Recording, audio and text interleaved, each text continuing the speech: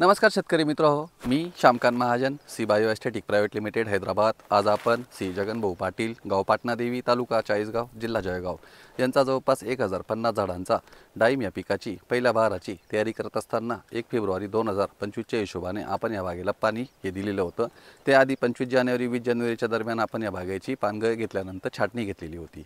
मागील 6-6.5 महिन्यापासून Shri bio aesthetic private लिमिटेडकडनं आपण या प्लॉटला 2 वेळेस इंडी रूटचं ॲप्लिकेशन सेटिंग झाल्यानंतर हे केलं होतं।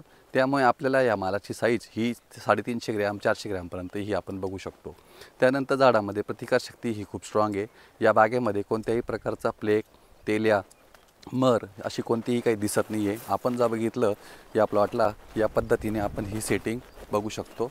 एक झाड आपल्याला हे झाड जवळपास 30 महिने पूर्ण झालेला प्लॉट आहे हा, आणि मागे 6-6.5 महिन्यापूर्वी या बागेला पहिलं पाणी दिल्यानंतर आपण 20 ते 22 किलो झाड इतकं निघेल या दृष्टिकोनाने आपण या झाडाचं संगोपन केलेलं होतं। सुरुवातीला अशोक भाऊंनी मागील 1-2 वर्षापासून या झाडामध्ये अतिशय चांगल्या पद्धतीने झाडामध्ये कॅनोपी डेव्हलपमेंट, तर तुम्ही खोड बघितलं तर सिंगल खोड आहे। जर आपण या बागेची जर रचना बघितली तर 10.5 बाय 12.5च्या हिशोबाने आपण या प्लॉटची लागवड केलेली होती।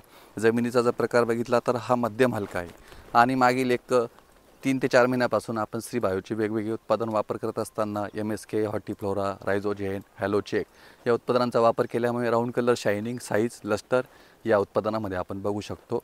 तर मी अशोक भाऊंना विचारेल की आपल्याला कशा पद्धतीने आपल्याला श्री बायोच्या उत्पादनांचा रिझल्ट हा मिळाला। 1 मिनिट तुम्ही मोबाईल पकडा हा। असं जरा असं आपल्याला कसे रिझल्ट वाटले श्री बायोचे जे आपण उत्पादन वापरले, आपण आपला परिचय करून द्यावा। माझं नाव अशोक जगन पाटील, मुक्काम पोस्ट पाटणा, तालुका चाळीसगाव, जिल्हा जळगाव। श्री बायोचे प्रोडक्ट अतिउत्तम आहे आणि रिझल्ट फास्ट मिळतो, उशीर करण्याची गरज नाही।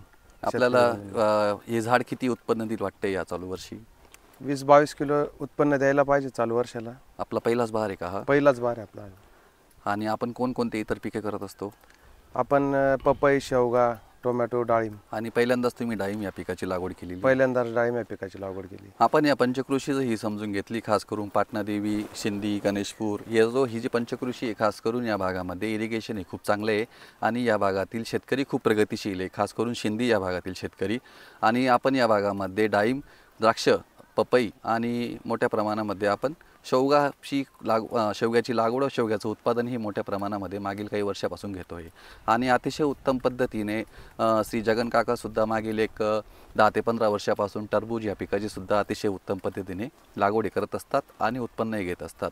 तर मी नक्की अशोक भाऊंचे आभार मानेल की आपल्याला खूप छान पद्धतीने बागेचं नियोजन हे केलेलं आहे। सुरुवातीपासून आपण 100% ट्रीटमेंट ही फॉलो केल्यामुळे आज आपल्या बागेमध्ये कोणत्याही प्रकारचं रोगराई ही दिसून नाही राहिली। आणि यशस्वीरित्या आजच्या तारखेला जर आपण मार्केटची जर कल्पना केली तर साधारणपणे या प्लॉटमधून 18 ते 20 टन किंवा 22 टनापर्यंत माल निघून साधारणपणे 125 ते 150, पावणे 200 रुपयापर्यंत या मालाला भाव भेटतील। तर मी तमाम महाराष्ट्रातील डाळिंब उत्पादकांना सूचित करेल की श्री बायोच्या माध्यमातून आपण जर आपले सध्या मृगबहाराचे जर प्लॉट चालू असतील आणि आपले प्लॉट हे सेटिंग झालेले असतील तर सेटिंग झाल्यानंतर आपले माल हे दिवाळीच्या आसपास येणार आहे, तर अशा वेळेस आपण इंडी रूट आणि इतर काही खतांचा वापर ड्रिपच्या माध्यमातून किंवा बेसल डोसच्या माध्यमातून जर केलं तर सर्वात महत्त्वाचं म्हणजे झाडामध्ये प्रतिकारशक्ती ही खूप छान राहते। चालू वर्षी जर आपण वातावरण जर बघितलं तर मागील 1-1.5 महिन्यापासून अनइवन रेनफॉल म्हणजे पावसामध्ये सातत्यपूर्णता नसल्यामुळे आपल्याला खूप उष्णतेचा सामना हा करावा लागतोय। आणि अशा वेळेस ज्या ठिकाणी झाड हे सेटिंग झालेले आहे तर अशा ठिकाणी आपल्याला प्लेग, तेल्या, मर या तिन्ही गोष्टी दिसतात आहे। काही ठिकाणी तर तेल्या अक्षरशः कंट्रोल नाही होऊ राहिला। तर अशा वेळेस आपण झाडामध्ये प्रतिकारशक्तीवर जर काम केलं, खास करून जर आपण इंडी रूटच्या माध्यमातून 100 ग्रॅम प्रति झाडाच्या हिशोबाने जर दिलं तर फॉस्फरस हा उत्तम पद्धतीने रिलीज झाल्यानंतर झाडामध्ये प्रतिकारशक्ती ही डेव्हलप होते। त्यानंतर आपल्याला कोणत्याही प्रकारची रोगराई ही दिसत नाही आणि उत्तम पद्धतीने जसा अशोक भाऊंचा प्लॉट हा फुललेला आहे त्याच पद्धतीने मागून रमेश भाऊ येतात आहे। 1 मिनिट आपण रमेश भाऊंना पण दाखवून देऊ।